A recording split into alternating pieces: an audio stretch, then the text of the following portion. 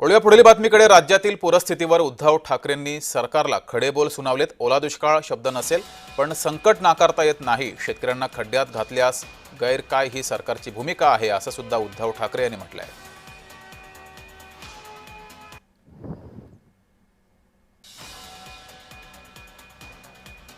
जाहिरातीवर जेवढा पैसा खर्च केला तो शेतकऱ्यांना द्या, जाहिरातीवरून सुद्धा उद्धव ठाकरे यांनी देवेंद्र फडणवीस यांच्यावर घणाघात केलाय।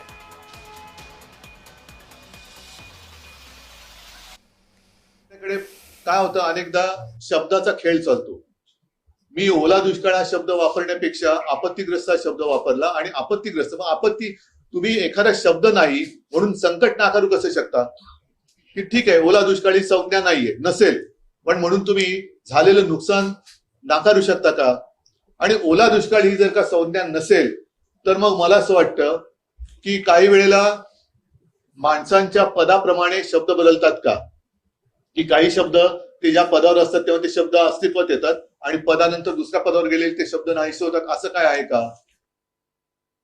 भाजपचं असं म्हणणं आहे की पूरग्रस्तांना जर मदत करायची असेल तर आपल्या पक्षाने दसरा मेळावा रद्द करावा किंवा साधेपणाने। मला एवढंच म्हणायचंय की त्यांनी जी काय जाहिरातबाजी चालवली होती ना, त्या जाहिरातीत जेवढा पैसा खर्च केला ना तेवढा पैसा तरी द्यावा।